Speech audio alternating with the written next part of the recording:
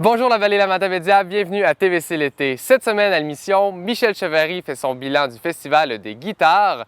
C'est le temps d'une slotch du mois d'août. Guerre des crèmeries, nous sommes allés chez Annie et Jimmy à Sébec. Je me suis entretenu avec Cathy Lévesque et Paul Ross. Dégustation locale, nous sommes allés chez Miel Vallée Fleury. Complètement culture, je me suis entretenu avec l'artiste Joran. Caro vient faire sa chronique mystère et Mia nous présente quoi faire dans la Matapédia.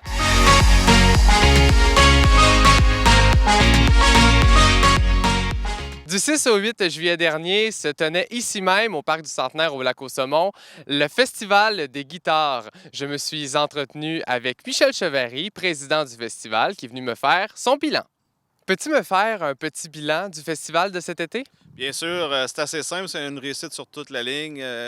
Comme je le disais tantôt, le jeudi soir, là, on a commencé en force avec la venue de Simple Plan. On parle entre 8 000 et 10 000 festivaliers, donc c'est 10 fois plus que notre population à l'instant d'un soir. Le vendredi, écoute, on a eu Matt Lang qui est venu nous faire les plus gros succès américains, canadiens, nouveau country, ses compos à lui aussi. Et le samedi, on a fini en beauté avec Rock Voisine. Donc c'était une réussite sur toute la ligne. Même Dame Nature était vraiment clémente avec nous. Il annonçait beaucoup de pluie pour ce week-end-là, mais finalement, on a réussi à avoir du beau temps tout le long du week-end. Vous avez aussi eu une nouveauté, le samedi familial. Oui. Peux-tu me revenir sur cette nouveauté? Écoute, ça, je pense que c'est la chose qui a été une des plus appréciées durant le week-end. C'est ça, c'est une nouveauté qu'on a instaurée au niveau de la programmation, le samedi familial. Il y avait des gens qui sont venus exposer le produit à vendre. Il y avait le marché de nomade qui était ici aussi. Il y a eu un tournoi de washer en dessous du chapiteau, de la danse en ligne, chansonnier. Vraiment, c'était une journée qui était appréciée par tout le monde. C'était gratuit. Donc, ça a fait emmener une nouvelle dynamique au niveau du festival. Les touristes ont vraiment bien aimé ça.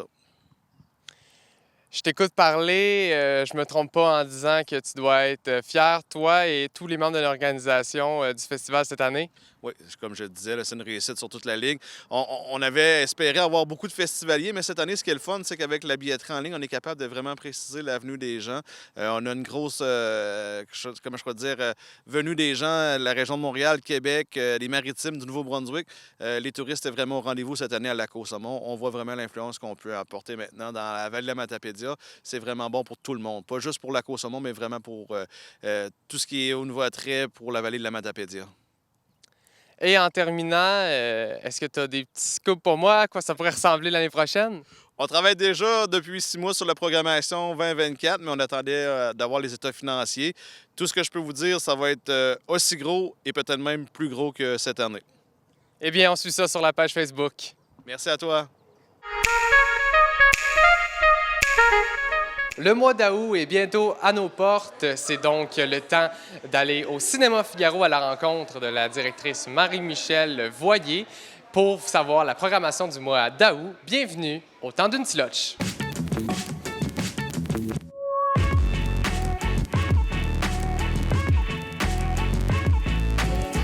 Salut Marie-Michel, ça va bien? Oui, merci. Toi aussi, Christophe? Oui, ça va très bien. Veux-tu me parler des films américains qui s'en viennent en août? Oui, bien là, pour l'instant, on a toujours Barbie là, qui va être à l'affiche jusqu'au 3 août, assurément. À partir du 4 août, vous pourrez voir Oppenheimer. Donc là, on est dans une autre catégorie. Là. Mais semblerait tout aussi bon. Là, le blockbuster a explosé là, avec Barbie et Oppenheimer là, qui ont ouvert le même week-end de juillet. Puis ensuite de ça, vous pourrez voir un peu plus tard au mois d'août le film tiré du jeu vidéo Gran Turismo. Et il y a aussi un film québécois qui est attendu. Oui, et c'est avec Léane Labrèche d'Or. C'est Les Hommes de ma mère qui prendront l'affiche le 4 août. Ça parle de quoi un peu ce film-là? Écoute, ça semble très touchant. C'est l'histoire d'une jeune fille que sa mère décède. Bien, une jeune femme, là. C'est pas un enfant, là. C'est une femme et elle perd sa mère. Et sa mère lui demande, dans son testament, de retrouver tous ses anciens maris pour qu'elle les rencontre, puis qu'elle répande ses cendres avec eux. Pour les jeunes, il y a aussi des films qui s'en viennent, des films d'animation? Oui, donc les jeunes un peu plus vieux, donc préadolescence, là, à partir de 8 ans, on aura les Tortues Ninja en août. Et c'est un répertoire un peu plus jeune, mais on aura Toupie et Binou qui prennent l'affiche. Et puis là, il y a beaucoup le doublage québécois là, est fait par Anne Dorval, puis Marc Labrèche, puis en tout cas, ça s'annonce là, vraiment très bon. TVA Film, là, ils font une grosse publicité autour. Là. Je pense qu'on ne sera pas déçus de Toupie et Binou en animation sur grand écran. Et il y a aussi des documentaires qui reviennent. Oui, donc c'est juste qu'on veut vous informer que déjà la programmation des Aventuriers Voyageurs, elle est disponible sur notre site Internet. Donc, ça reprendra en septembre comme habituellement, selon le même horaire. Mais si vous êtes curieux, déjà la programmation des Aventuriers Voyageurs est disponible. Allez voir sur le site Internet. Et il y a aussi une belle nouveauté pour le cinéma Figaro, des films en version originale. Oui, bien, en fait, c'est qu'on écoute notre clientèle. Donc, de plus en plus de gens nous demandent des versions originales. On s'est bien informé, puis on est capable d'avoir la version originale, mais un seul soir. Donc, dorénavant, à partir d'Oppenheimer, qui prend l'affiche le 4 août, mais ce sera le mardi 8 août. Donc, à partir du 8 août, vous verrez toujours le blockbuster là, va être disponible en version originale. Donc, c'est ça, c'est les super mardis en anglais à partir du 8 août au cinéma Figaro. Une belle nouveauté à surveiller.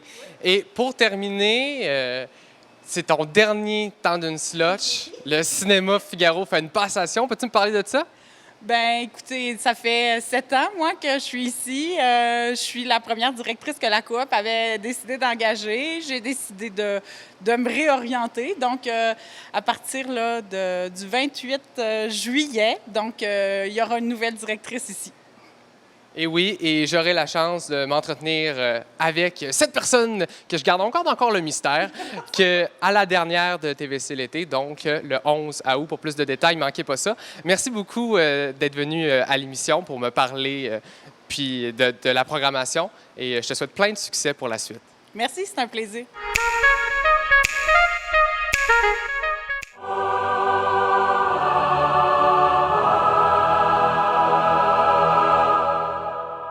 Bienvenue à la Guerre des crèmeries. Pour une 6e semaine consécutive, on visite une nouvelle crèmerie. On est où aujourd'hui? Aujourd'hui, on est à Sébec, à la crèmerie Annie et Jimmy, juste à côté de la cantine Rendez-vous Ouellette. Moi, j'ai faim, il fait chaud. On y va? Allons manger.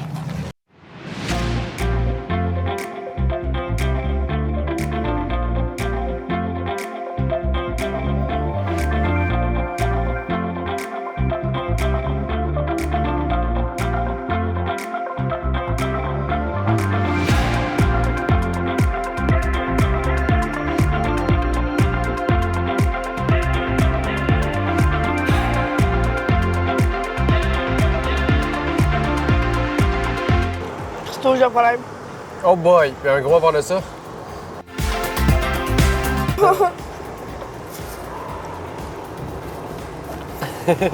Nice.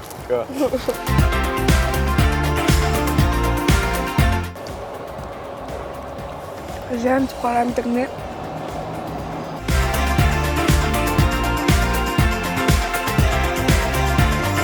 Oh non! Carl! Carl! Big problem, please!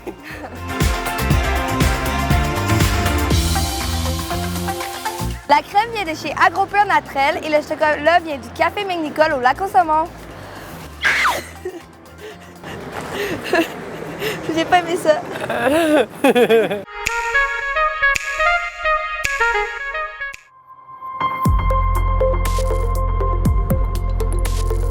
Pour connaître ce qui se passe chez vous, dans la vallée de la Matapédia, TVC Matapédia, on s'y retrouve partout.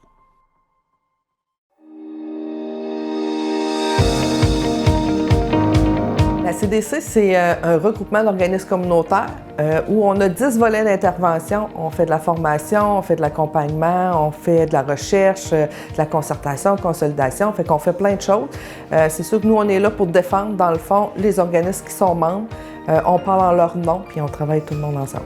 Pour commencer, cette année, on s'est inscrit au gala de la Chambre de commerce, puis on a remporté. On était très fiers de ça.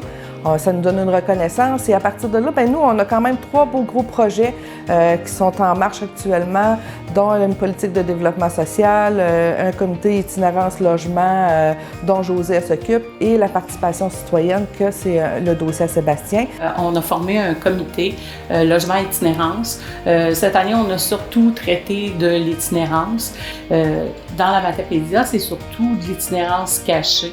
Donc, on avait un peu des squatteurs qui se promènent d'une place à l'autre. Donc, on a voulu travailler vraiment là-dessus, à trouver des solutions concrètes. Puis ça s'est fait en concertation avec le milieu. Donc, plusieurs organismes ensemble. La participation citoyenne, dans le fond, basée sur l'approche de la démarche avec, c'était une volonté dans le cadre des Alliances pour la solidarité au Bas-Saint-Laurent. Le défi, bien entendu, c'était de pérenniser ça dans nos structures, au-delà du financement qui venait avec le plan d'action gouvernemental, là, ce que la CDC là, est en mesure de faire avec des rehaussements qu'il y a eu dans les dernières années. Donc, l'accompagnement se poursuit. Le réseau de la santé s'implique également là, pour accompagner cette démarche-là. Et reste à voir dans les prochaines années là, comment on pourra structurer ça là, dans nos structures de concertation pour impliquer les citoyens directement là, dans la prise de décision de ce qu'on donne comme service. On a mis sur pied aussi, dans le cadre de la politique de développement social, un comité de pilotage où il y a plein de partenaires qui sont assis autour et on est dans ce déploiement-là et la politique devrait être réalisée d'ici décembre 2023.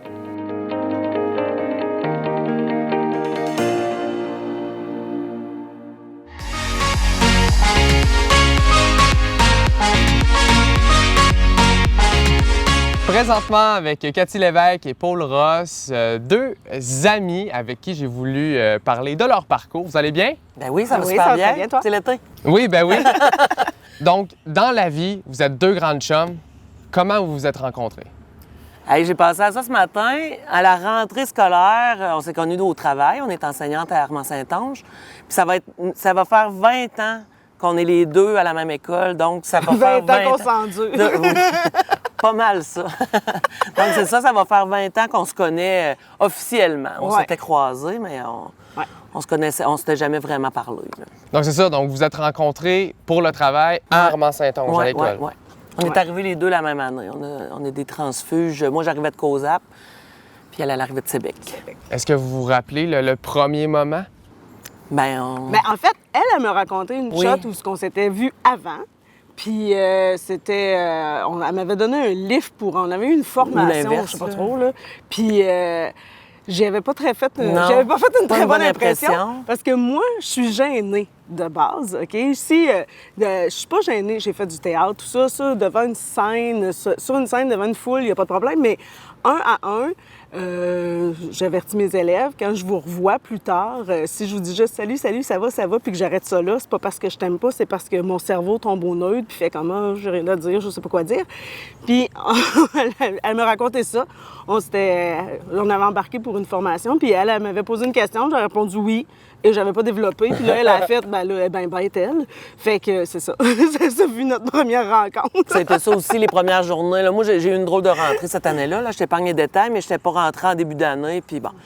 Puis quand j'ai commencé, on est arrivé comme 6 ou 7 profs qui étaient arrivés tout le monde en même temps de COSAP.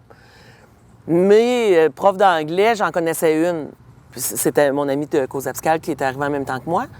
Mais là, elle aussi, elle enseignait l'anglais. Puis là, je voulais connaître les autres profs d'anglais, mais elle était beaucoup plus dure d'approche. Moi, je suis juste un petit peu extravertie. Fait que ça fitait pas, là. Moi, ça me tentait pas de... Mais je l'ai tanné, là. Puis une fois qu'on a commencé à se parler, on s'est rendu compte qu'on pouvait finir les phrases l'une de l'autre. Ouais, fait que là, ça fitait bien. Beaucoup de choses en commun. Vous avez réalisé que la chimie opère très facilement. Vraiment, vraiment. Là. On s'est vus ados, on a fait des ateliers ensemble. Moi, j'étais... Parce que Cathy, il faut comprendre que Cathy est beaucoup plus vieille que moi. 2 ans. Et pas là, on non, a bientôt. Non, pas encore. Pas encore. Non, c'est ça. Donc, quand j'étais en secondaire 3, puis toi, tu devais être en secondaire 5, on est allé faire un atelier, comme l'ancêtre de secondaire en spectacle, une fin de semaine à Gaspé. On était dans le même atelier, on a monté une pièce ensemble. Moi, à l'époque, je jouais de la flûte traversière, elle du piano. On avait créé une toune, tous les jeunes ensemble. Puis en jasant, moi, j'étais dans la création musicale. Hey, moi aussi. Mais là, Fait qu'on a passé la fin de semaine ensemble sans se connaître. Mais ma perception, c'était la pianiste était bête. le guitariste était beau. Il y avait un autre pianiste qui était très beau aussi. Ah, ça, tu vrai? Non. Ouais. Les pianistes ne m'intéressaient pas.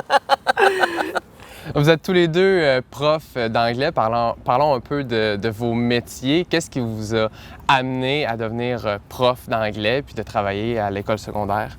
Ben, moi, c'est une prof que j'ai eue. Ben, tu sais, ma mère est enseignante, fait que je connaissais ça, mais au primaire. Puis moi, j'ai jamais eu de difficulté en anglais, j'ai toujours aimé ça.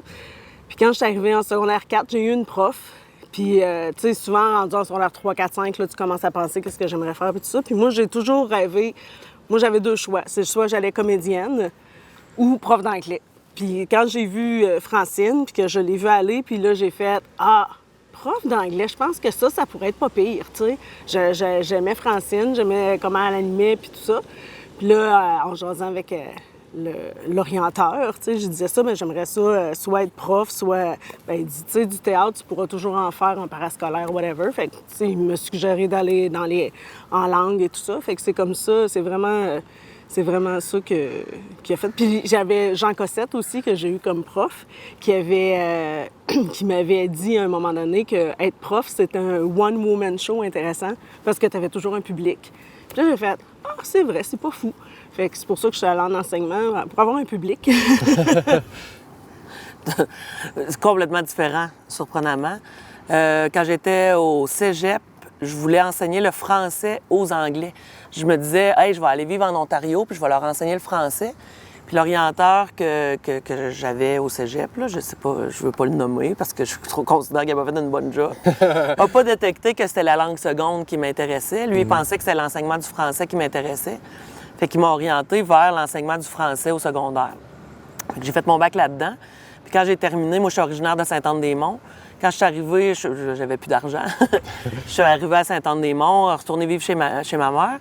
Puis, il y a eu une ouverture, une prof d'anglais qui était comme moi, qui avait fait son bac en français, mais qui enseignait l'anglais à cause de ses capacités, tout ça, qui était enceinte. Puis, j'ai vu l'opportunité de donner mon nom pour la remplacer. Puis finalement, j'ai fait, ben non, c'est ça que je voulais faire, c'est l'anglais que je voulais enseigner, c'était pas le français. Fait que je n'ai qu'enseigné l'anglais, sauf un an, je pense. Fait que c'est ça. Fait que j'ai fait ça, mais tu sais, là, je riais parce qu'au début, elle dit, ma mère était enseignante au primaire. Ma mère était enseignante au primaire. C'est ça qu'on dit, on a beaucoup de similarités. Fait que c'est ça. Fait que ma mère, moi, j'avais vu ma mère enseigner toute sa vie. Elle faisait plus de la suppléance, mais tu sais, je voyais l'amour qu'elle avait pour les jeunes, mais moi, le primaire, ça ne m'intéressait pas vraiment. C'était vraiment le secondaire qui me passionnait, là, travailler avec des plus vieux, où on peut leur faire comprendre facilement les directives au lieu de « ils m'ont regardé ». Bien oui, puis ça, c'est une autre chose. Tu sais, j'ai enseigné un an au primaire dans le coin de Matane. Puis l'année d'après, c'est elle qui a pris le poste. Là, tu sais, qu'avec, on a toujours... Nos chemins se sont toujours un peu croisés comme ça. Je sens vraiment qu'on se rencontre, mais ça fait partie des similarités. Puis moi aussi, le primaire, après un an, là, j'ai fait « Non, merci. » C'était pas votre place. Non. Tiens-moi la main. Non, j'aime mieux. Puis c'est drôle parce que je pense que les profs qui enseignent au primaire puis qui aiment ça, sont faits pour le primaire. Puis eux, ils comprennent pas comment on peut dealer avec des ados. Moi, je comprends pas comment ils peuvent dealer avec des jeunes comme ça. J'aime mieux les grands baveux que, que les petits. Non. On va spécifier qu'ils ne sont pas tous des grands baveux. Ils sont pas tous on des est grands quand même à la télévision, mais... mais je trouve ça plus facile. On va pas en nommer. Non! Christophe Moquin.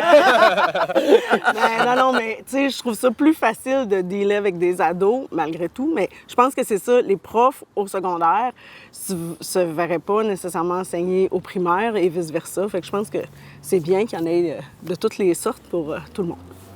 Vous vous impliquez beaucoup pour les jeunes avec les secondaires en spectacle, les spectacles de fin d'année, les spectacles de Noël. Pourquoi c'est important pour vous de vous impliquer dans la culture jeunesse?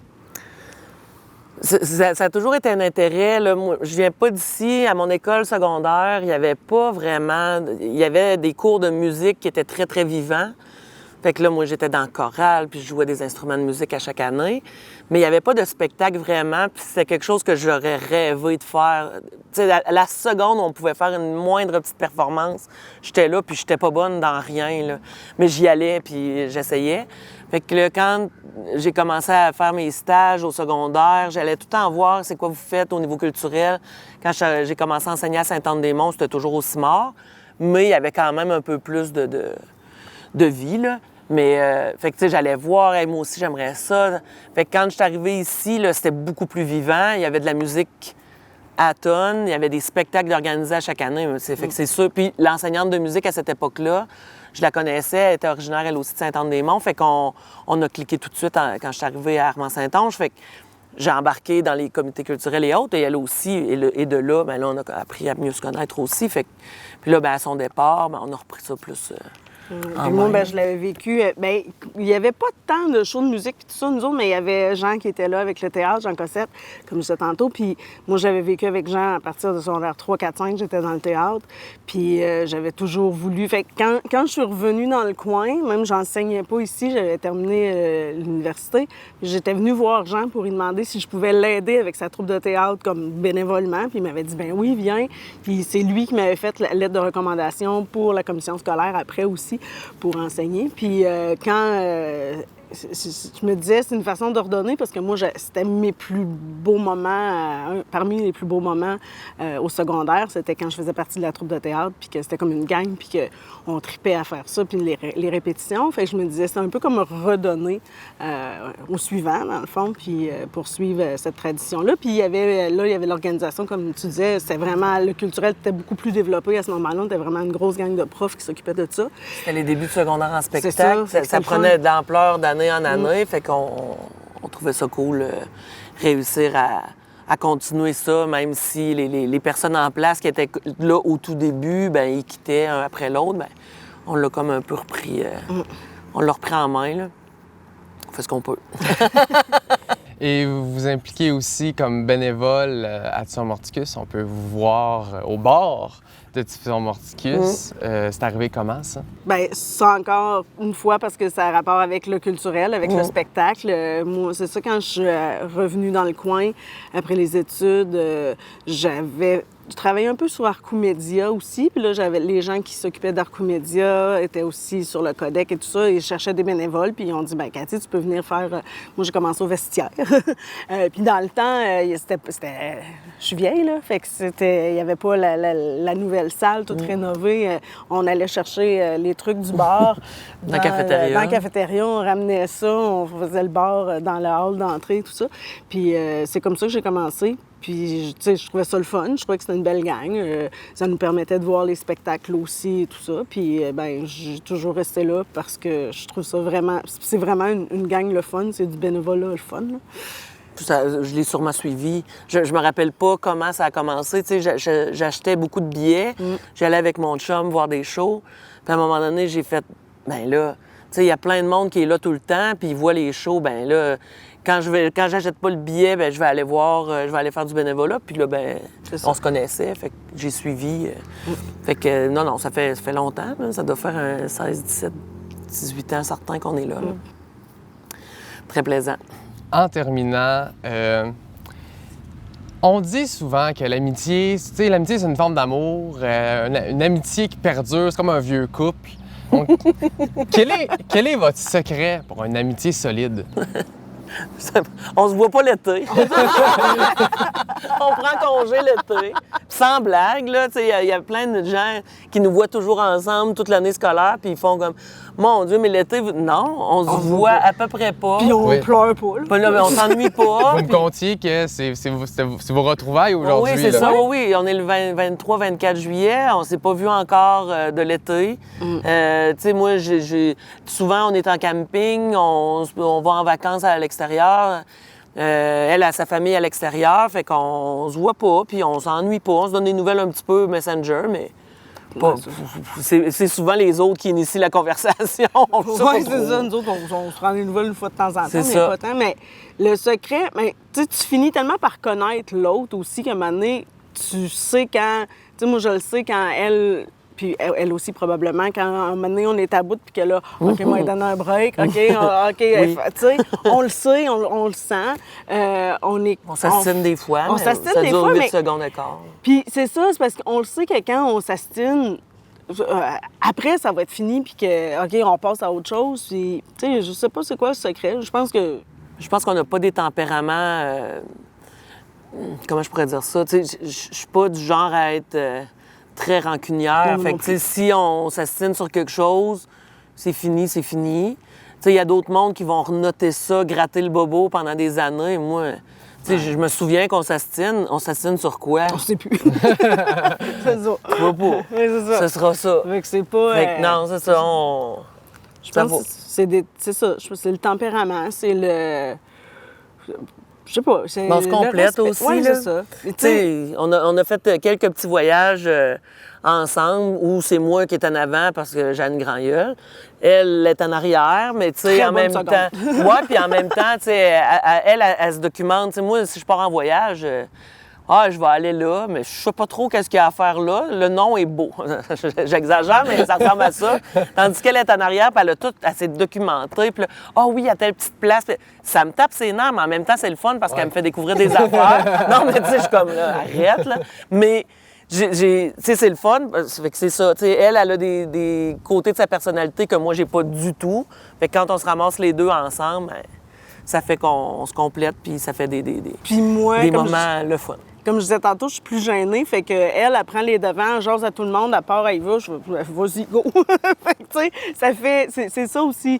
Puis, je me souviens, au début, quand on avait commencé à travailler ensemble, c'est Nancy Dompierre qui avait dit « Coudonc, vous deux, il y en a une qui débute une phrase, puis l'autre, elle a fini. Ouais. Ben oui, puis tu sais, c'est les autres autour qui nous faisaient remarquer qu'on faisait ça. Nous, on s'en rendait même pas compte. Puis il y a bien des fois... Puis ça arrive pas juste quand on parle, là. On écoutait Star Academy, hein, puis on se textait des affaires et on se textait la même chose en même temps, la même phrase, la même façon. Là. On reçoit des fois des courriels de la direction pour expliquer, poser des questions sur, mettons, le comité culturel. Ça, je me souviens d'une fois, on a répondu à la directrice à 1 seconde d'intervalle, l'explication dans le courriel, à peu près dans les mêmes mots, à peu près les mêmes détails, au même moment. Puis on a envoyé send, puis là, on a vu que l'autre avait répondu en même temps, puis là, on s'est texté, on a fait « Hey, c'est pas vrai, là. La directrice, en fait, c'était une nouvelle directrice. Enfin, c'est quoi? C'est pourquoi? Pourquoi en double? » C'est ça. C'était presque copie conforme. Oui. Fait que c'est beaucoup ça. C'est beaucoup ça. Je pense que ça fait qu'on s'endure après 20 ans. Là. Je vois pas d'autre chose. Non. Bien, merci beaucoup d'être venu à l'émission. C'est très plaisir, d'avoir merci. témoigné sur votre amitié, sur votre parcours. Je vous regarde, je trouve que vous avez vraiment une belle amitié, puis c'est pour ça que je voulais la faire refléter à l'émission. Ben, merci. Ben, merci. Moi, tu sais, ce que je trouve cool, c'est de voir des jeunes qu'on a eus au culturel continuer à faire du culturel. Ça, c'est le fun. C'est vraiment plaisant.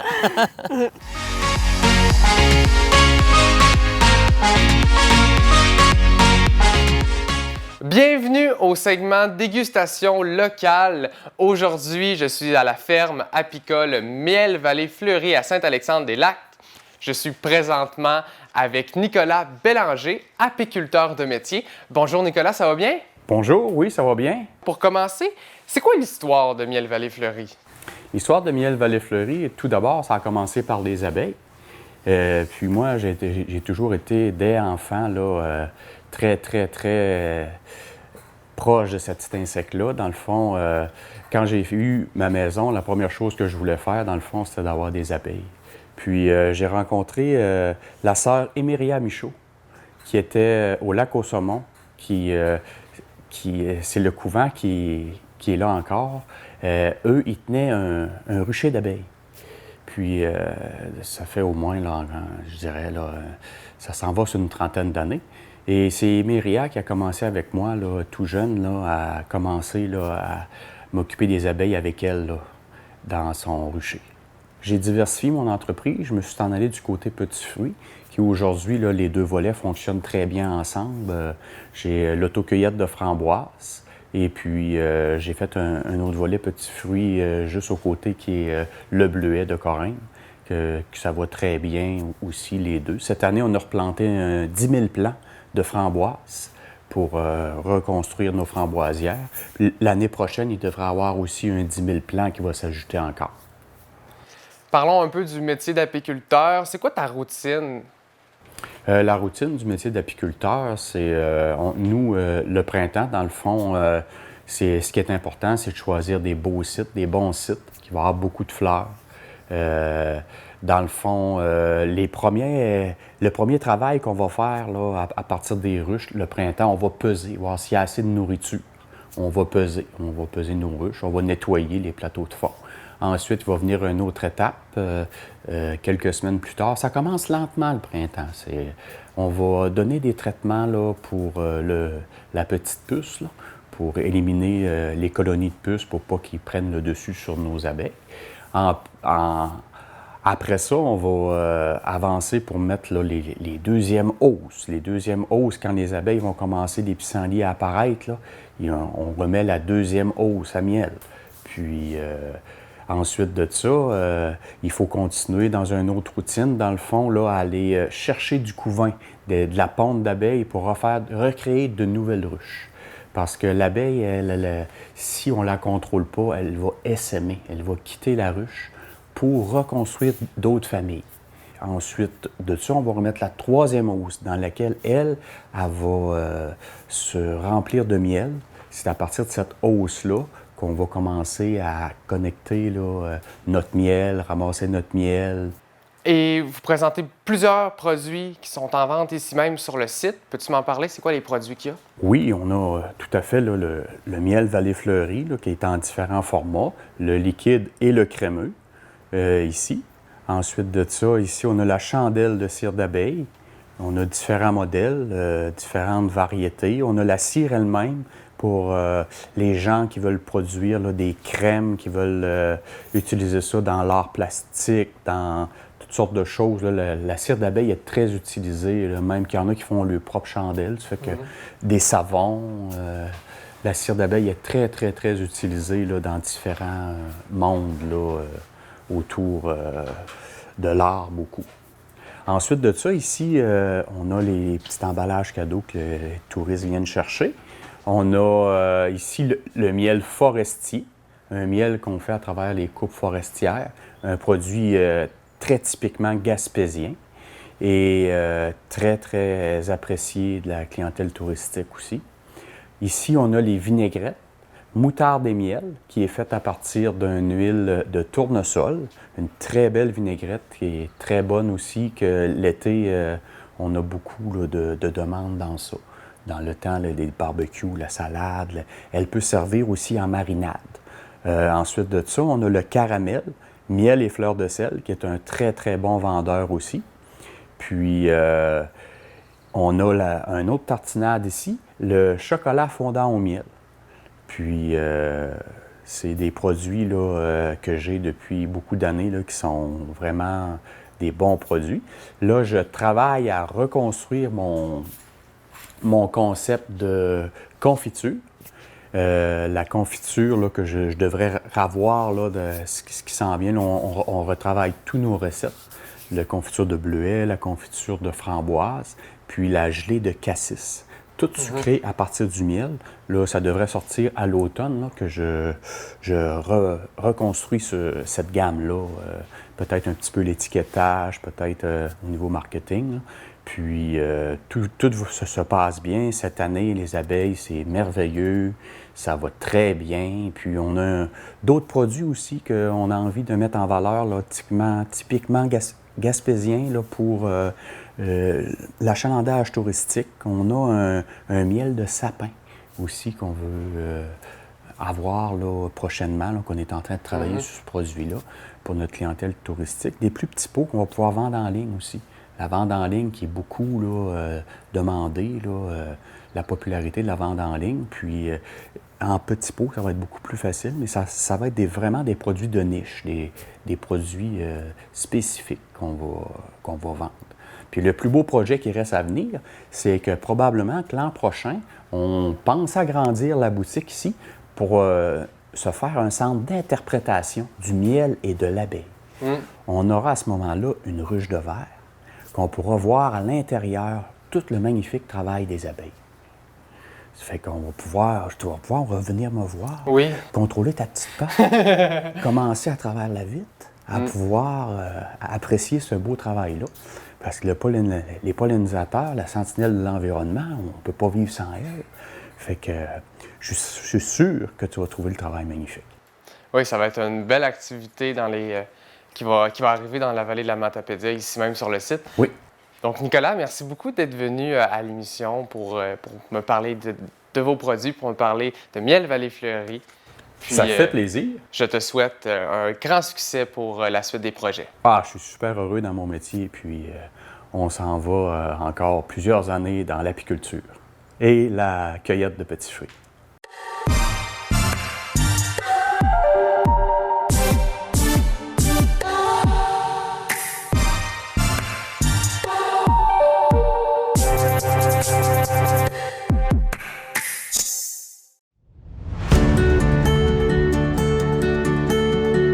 Dans le fond, c'est ça, la ferme Burubeuf, c'est une production 2. En 2013, on a construit. En 2014, on a eu les premières poulettes. Puis ensuite de ça, pendant des années, là, ça a été comme ça a été la production 2. Dans le fond, mon conjoint Guillaume a gagné le programme d'aide au démarrage de la Fédération des producteurs d'eau du Québec. On avait commencé dans notre petite entrée de poulailler là, à vendre des cocos comme ça aux gens. Fait que c'était nouveau, fait que les gens, il y avait beaucoup d'engouement. Puis là, au fil du temps, ben, nos enfants sont nés. Puis oui. Puis c'est ça. Dans le fond, moi, je travaillais à l'extérieur. Puis là, à un moment donné, je me suis emmenée à la ferme à temps plein. C'est là qu'on a décidé de développer un peu plus le marché à la ferme. La Chambre des commerces fait beaucoup d'efforts pour justement promouvoir les entreprises ici dans la vallée de la Matapédia. Fait qu'on s'est inscrit parce qu'on trouvait que le marché à la ferme en 2022, on a évolué, on a plein de producteurs qui se sont mis avec nous pour mettre leurs produits en consignation dans le fond ici. Les gens étaient tellement au rendez-vous qu'on a plein de producteurs, puis on trouvait que c'était un peu innovant. Oui, il y a d'autres kiosques à la ferme et tout ça, mais on trouvait que c'était un tout au même endroit. On ne veut pas le marché des petites viandes, il faut aussi briller les autres producteurs. Oui, on a nos produits, mais on a les produits des autres. Puis tant mieux s'ils se font connaître, puis qu'après ça, ils se font appeler pour pouvoir mettre leurs produits ailleurs. On est content que maman et papa aient gagné un prix.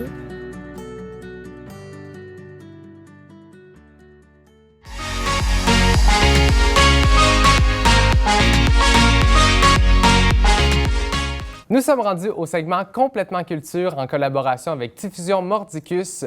Déjà la dernière Complètement Culture de la saison. Je suis présentement avec Jorane, qui est compositrice, chanteuse, violoncelliste.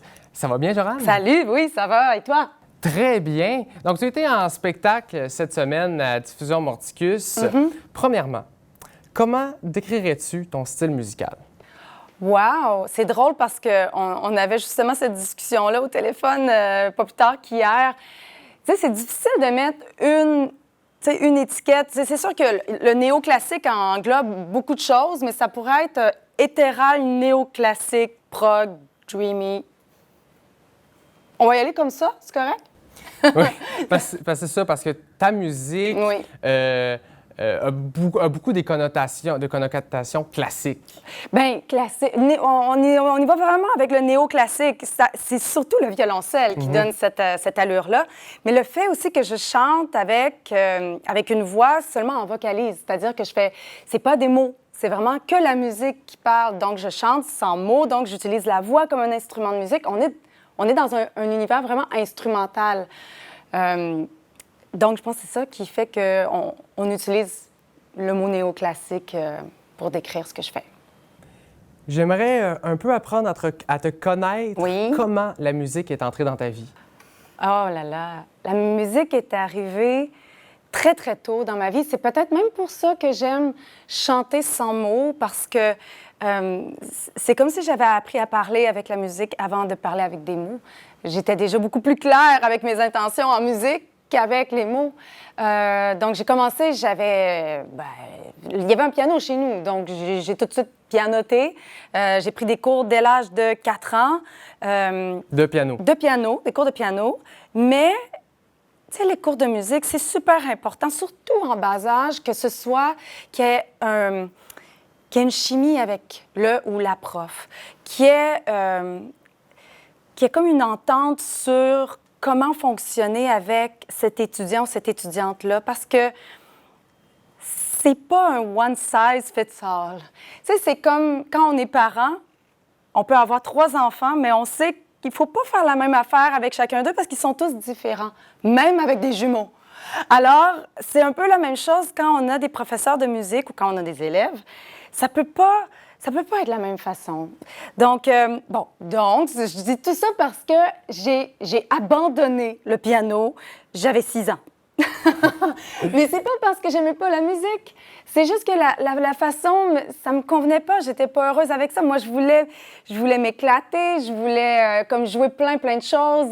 Pas tant des grandes ambitions de pièces écrites. C'était juste de pouvoir être libre avec les notes. En fait, humblement, là, je veux juste dire que j'aimais m'exprimer par la musique sans que ce soit déjà écrit. Donc, entre toi et moi, c'était la base de ce que devient un compositeur ou une compositrice. C'est-à-dire s'exprimer avec les sons, avec les notes, sans que ce soit une partition déjà écrite. C'est nous faire nos propres partitions avec ce qu'on a envie de raconter. Par les notes, par la musique, par l'harmonie, par les rythmes, par les sons. C'est ça. Oui, c'est ça. Donc, t'aimais un peu quand même découvrir des pièces, mais toi, ton trip, c'était vraiment d'un peu improviser ce que tu avais à dire. Oui, exactement. Mais donc, après ça, j'ai pris des cours de guitare classique. Et c'était fabuleux parce que là, j'avais une prof qui vraiment me permettait de faire les deux. Oui, d'apprendre, de lire, de vraiment développer la technique, tout en ayant un côté où on pouvait se laisser aller puis avoir un moment vraiment plus de liberté.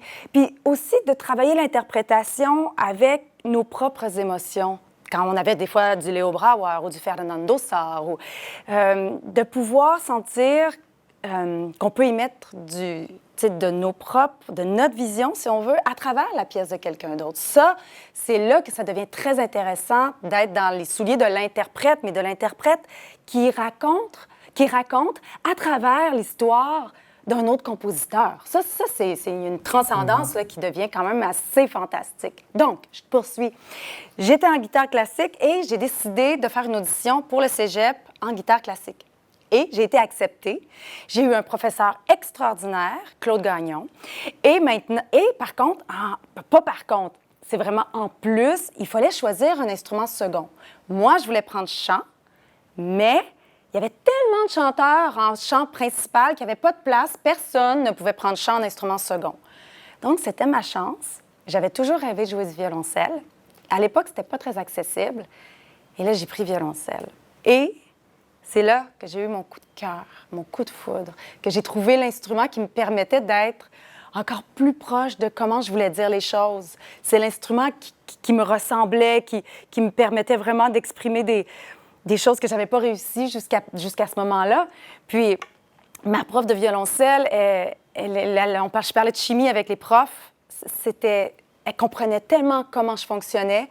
Elle me poussait de la bonne façon, puis j'étais super disciplinée. Là, je pratiquais 8 heures par jour de violoncelle, en plus des cours. Donc, je faisais que ça. Et malgré le fait que j'avais vraiment un professeur extraordinaire en guitare, il a compris ce coup de foudre-là et j'ai fait le switch. C'est-à-dire que l'année numéro 2 de mon cégep, je suis allée en violoncelle principale parce que je travaillais très fort. Elle dit « OK, si tu travailles, tu vas pouvoir avoir un niveau. » Et donc, j'ai refait 2 ans. J'ai fait 2 ans en violoncelle principale.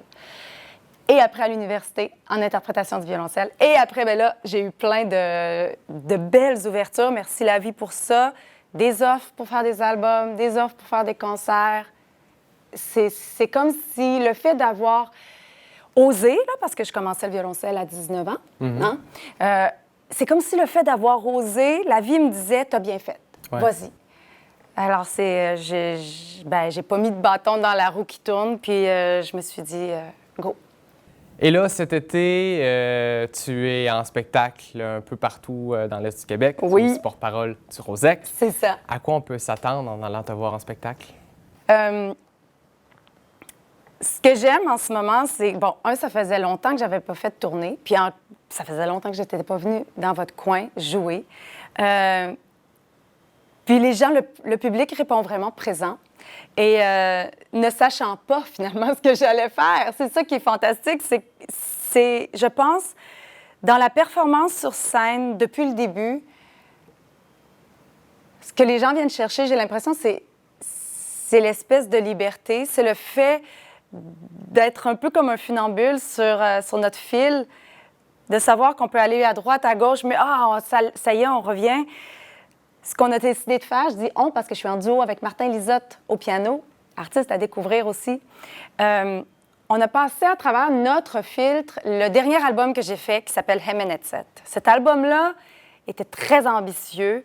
L'album dure 1h20. C'est la durée d'un spectacle complet qui était soutenu par une mise en scène, des projections, des tulles, des costumes, de la danse, des déplacements. C'était immense. Un peu difficile à trimballer dans l'Est du Québec en tournée. Donc, on a passé toute cette musique-là à travers nos propres filtres de musiciens-musiciennes pour vous offrir ce que vous allez entendre en concert cet été. Et là, pour terminer, oui. Je l'ai fait de mention, tu es porte-parole du Rosec cet été. Oui. Le Rosec, pour ceux qui ne le savent pas, qui est le réseau des organisateurs de spectacles de l'Est. Oui. Comment as-tu accueilli cette invitation? J'ai dit oui tout de suite, pour plusieurs raisons. Parce que, ça me rappelait déjà beaucoup de souvenirs, parce que j'ai déjà fait la tournée du Rosec dans le passé.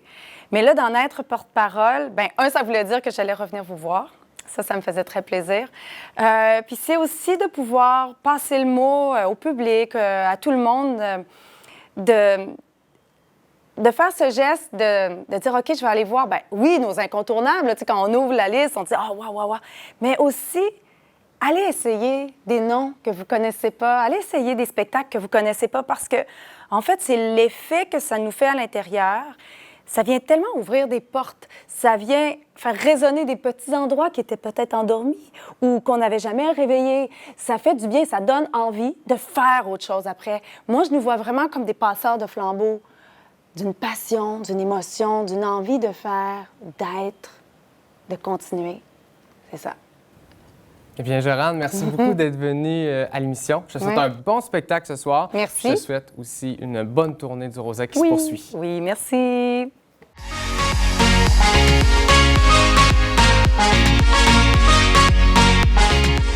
Nous sommes rendus à la chronique mystère et cette semaine, pour la deuxième et malheureusement déjà dernière fois, je reçois mon amoureuse Caro. Salut Caro! Salut! De quoi tu es venue me parler aujourd'hui? Aujourd'hui, je suis venue te parler de ma réalité en tant que personne qui vit avec un TDA. Ah, très bonne idée! Pas de petit quiz cette fois-là. Pas de petit quiz cette fois-là. Mais un sujet quand même important que beaucoup de personnes aussi dans la société vivent avec ce trouble-là. Oui, bien, justement, là, c'est quoi, là, en gros, là, le TDA? En fait, un TDA, c'est un trouble déficitaire de l'attention. Il y a certaines personnes qui ont avec hyperactivité, ce qu'on va dire le TDAH, et d'autres qui ont aussi avec impulsion. Moi, dans le fond, j'ai pas fait les tests, en fait, pour savoir si j'ai le H, même si, bon, je suis pas mal sûre à 1000 %, mais je m'auto-diagnostiquerai pas. Moi, dans le fond, j'ai découvert pas mal à 21 ans. En fait, là, j'ai pris les devants, j'étais allée chez mon médecin, j'ai fait là, il y a de quoi qui cloche, mais j'ai décidé quand même de ne pas prendre la médication vu que c'était tout nouveau puis que je m'étais quand même beaucoup habituée avec ce trouble-là dans ma vie pendant 21 ans. Mais c'est ça venait très dangereux, en fait, pour ma vie, pour celle des autres. Fait que j'ai décidé pour le bien commun d'aller mettre les mots sur ce que je vivais. Là, tu dis, parlant de mots, il y a un mot qui a retenu mon attention, le mot dangereux, qui est un mot quand même, tu sais, c'est pas rien. En quoi tu te sentais en danger? Bien, en fait, ça devenait dangereux parce que j'avais des oublis très fréquents. Oubli de fermer le poêle. OK, fermer le four. L'enfant, je sors quelque chose du four, j'ai oublié de le fermer. D'avoir des longs repas, excuse-moi, dans le four. Des fois, je les oubliais puis j'ai cramé. Oui, anecdote. Pour ma fête, elle a décidé de me faire une lasagne. Puis, elle a oublié la lasagne dans le four. On lui a pensé, 2h30 après. Ouais, on est allé écouter un film, puis comme on l'a oublié. Elle était pas mangeable. Mais là, c'était pas juste de ma faute, OK? Non, c'est de la faute de tout le monde qui était présent. Mais c'est ça. En fait, là, c'est que quand, mettons, je mettais du spaghetti, puis là, je le faisais égoutter, j'oubliais de fermer le rond, etc., etc. Même encore hier, j'avais oublié de fermer le four en sortant mes affaires. J'en ai rendu compte comme 5 minutes après. Quand j'étais chez mes parents puis j'allumais le poêle à bois, ben des fois, la clé, tu la fermes pas tout de suite. Là, je remontais en haut puis des fois, je partais sans fermer la clé. En conduisant, je pars dans ma tête et des fois, je suis comme « Oh, fudge, je suis rendue où? » Puis aussi que le cruise control est mon meilleur ami parce que je te dis que le 140 arrive vite. D'avoir de la difficulté à finir une tâche, c'est-tu parce que tu en commences une autre, tu oublies de finir celle-là? Beaucoup, ouais? Beaucoup. En fait, surtout, on va le voir beaucoup dans le travail, à l'école aussi pour les jeunes. C'est juste aujourd'hui, je me suis rendu compte comme 3 fois que j'avais le même courriel en brouillon, que j'avais pas fini d'écrire, que j'avais pas envoyé parce que le téléphone sonnait, puis là, j'oubliais de faire des choses. Puis finalement, je me suis rendu compte que j'avais 5 tâches que j'avais commencées, puis que j'avais pas fini encore parce que j'avais tout le temps des distractions, puis j'oubliais ce que j'étais en train de faire. Ouais. Fait que, puis tu sais, ça arrive aussi là, dans plusieurs autres sphères de ma vie. Là. On parle beaucoup d'école, puis c'est beaucoup ce qu'on connaît dans la société, dans le travail et tout. Mais c'est aussi visible, moi, dans mes interactions sociales. OK. Ouais, en fait, là, moi, quand on me parle, je peux pas te regarder les yeux parce que je vais tellement me concentrer, en fait, sur tes yeux, puis sur ce que, genre, de bien paraître à la personne qui me parle, que je vais totalement fermer mon canal auditif, puis j'écouterai plus du tout ce que tu me dis. En ce moment, ceux qui sont sur YouTube, revenez en arrière, puis regardez ses yeux vont où. Ils vont un peu partout pour que, en fait, mon cerveau se concentre juste sur ce que je dis sans que mes yeux soient focus avec ce que je regarde. Puis ça paraît aussi beaucoup dans mes interactions sociales, dans le sens où je vais beaucoup couper la parole. Bien ça va être beaucoup en lien avec le TDAH, avec l'hyperactivité. Tu veux tout le temps enchérir sur quelque chose. Aussi le fait que, justement, j'oublie tout. Le fait que j'oublie tout, ça fait que je suis une des meilleures confidentes au monde parce que j'ai dit quelque chose à quelqu'un, je l'ai pas pris en note. On me rappelle le lendemain, je sais plus. Je sais plus ce que je t'ai dit, je sais plus ce que tu m'as dit. Un peu plus tôt dans l'entrevue, tu disais que tu n'avais pas pris de médication parce que tu avais un peu trouvé tes trucs à toi. Ouais. S'il y a d'autres personnes là, qui sont dans la même genre de situation que toi, qui découvrent que j'ai peut-être un TDA, c'est quoi certains trucs qu'ils pourraient avoir? C'est quoi les tiens, par exemple? Bien, c'est assez compliqué comme question parce que, justement, je les ai forgés dès la petite enfance parce que moi, c'était quand même très visible dès l'école. En fait, là, puis en plus que ma mère elle a un TDAH aussi, puis que c'est un peu beaucoup héréditaire, c'était un peu sûr qu'il y en a au moins un des 4 qui allait l'avoir, ça a tombé sur moi. Mais c'est ça, à l'école, ben moi, je peux pas écouter en fait ce que la prof va dire sans faire autre chose. Je serai pas capable, je vais tomber endormie, je vais tomber dans ma tête, je vais partir dans 1 million d'idées. Un peu, c'est la même chose en conduisant, faut que je prenne tes notes, puis de toute façon, en plus, j'oublie tellement tout que faut que je prenne des notes. Des fois, c'est juste que fallait que je shake de la patte, pas parce que j'avais trop d'énergie, parce que ça m'a aidé à me concentrer. Quand on dit jouer avec les crayons, c'est vraiment des trucs pour aider notre cerveau à rester focus sur une activité qui lui gruge trop d'énergie. Puis, par exemple, justement, quand on disait tantôt, en toto, si je me suis mélangée dans mes mots, le cruise control, c'est un très grand truc. De se faire des listes de tâches, de toujours faire tout de suite. Tout de suite, tu sais que tu as quelque chose à faire, fais-le tout de suite, attends pas à demain, parce que demain, ça se peut que tu aies oublié ce que tu avais à faire. Puis des fois, je te dis, hey, rappelle-moi ça. Hein? Ouais, oui, ça arrive souvent, oui. Juste tantôt, rappelle-moi que mon chargeur de téléphone est dans ma poche de manteau. Tu vois, tu t'en es souvenu. Oui! Fait que c'est à peu près ça, là, les trucs que moi, mettons, je me suis développée, mais il y en a que c'est autre chose pour plusieurs personnes. Quand tu t'es dit, je vais aller voir un médecin pour avoir un certain diagnostic, comment tu te sentais à ce moment-là? Est-ce qu'il y a eu un avant-après? Bien, pas vraiment, en fait, là, considérant que, tu sais, moi, je le disais vite de même parce que c'était juste écrit dans le ciel là, que c'était ce que j'avais. Puis, En fait, ça a juste mis des mots clairs et précis, comme j'étais pas toute seule à le dire. Puis en fait, mes profs au cégep me le disaient, mes profs au primaire me le disaient, au secondaire, mes amis qui l'avaient, même l'orienteur, il m'a pas dit... Lui, là, ce qu'il m'a dit, c'est là, Caro, tu vas aller consulter avant de choisir une université parce que actuellement, genre, c'est tellement visible que tu seras jamais capable d'aller à l'université. Mettons que ça te prend un grand coup de claque dans la face, là. Fait que non, tu sais, il n'y a pas tant de changements à part que j'ai réellement mis des mots sur comme ce que j'avais, même si c'était mon hypothèse, ça a juste confirmé.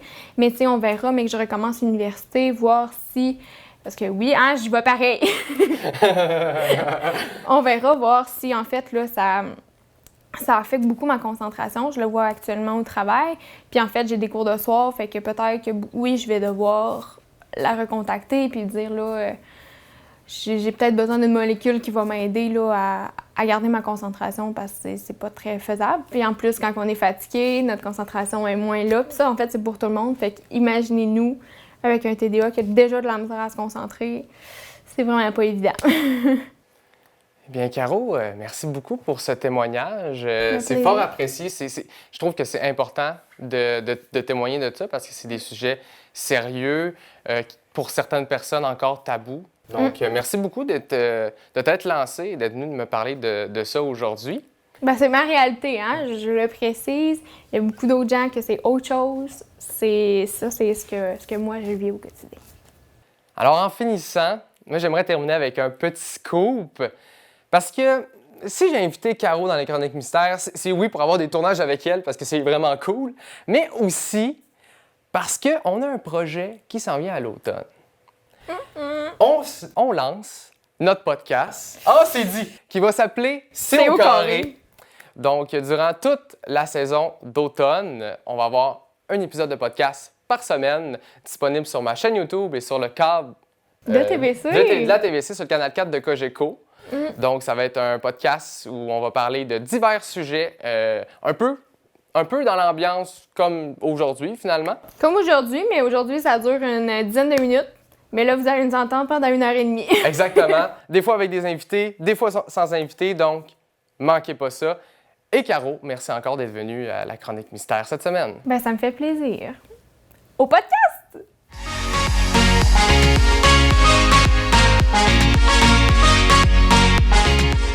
Bienvenue à vos coiffeurs dans la Matapédia. Le 29 juillet prochain aura lieu une activité de sensibilisation qui se nomme « Rôle et importance des milieux humides » qui est organisée suite au mois de l'eau 2023. Cette activité aura lieu au parc Pierre-Brochu à Sébec. Toujours le 29 juillet aura lieu un atelier de jardinage gratuit au jardin communautaire de Sainte-Irène. En cas de pluie, l'activité se déroulera à la salle communautaire. Une soirée de bière et saucisses aura lieu le 29 juillet à 19h à la gare patrimoniale Maison Culture de Sébec. Le prix d'entrée est de 35 $. Le 30 juillet, le Père Noël est en vacances. Il sera de passage à la cantine La Paysanne pour le Noël des campeurs. Plusieurs activités sont prévues dès 11h. Le 30 juillet, 16h, Patricia Turcotte vous invite au site de pêche Matamadja de Cozascal pour le lancement de son livre Cowgirl. Le 1er août, dès 10h, venez au site de pêche Matamadja accompagné de vos jeunes à la matinée timbrée. Ils auront la chance de réaliser un saumon capteur de soleil qu'ils pourront ensuite accrocher à leur fenêtre. Mardi, le 1er août, se tiendra un lave-auto au profit des jeunes hockeyeurs en collaboration avec Aquazone Amqui et Lee Conciergerie. Une vente de hot-dogs sera organisée par les jeunes. Faites briller vos voitures. Les rendez-vous au musée vous proposent comme deuxième spectacle le groupe Amar et Baz sur la terrasse du site Matamadja dès 19h le 3 août. Le 3 août se tiendra le cinéma en plein air au parc de la Pointe à Cozascal. Apportez vos chaises et vos breuvages. Du 4 au 6 août se tiendra le tournoi de balle Donné Mix à Sébec. Un service de bar et de cantine sera sur place. La Cabou se poursuit à la gare patrimoniale Maison Culture de Sébec avec Serge Thériault à 19h30. C'était vos coiffeurs dans la Matapédia. Et voilà, c'est ce qui complète l'émission. Si vous l'avez aimée, sachez qu'elle est disponible sur YouTube en entier ou par segment. Merci d'avoir été des nôtres. À vendredi prochain.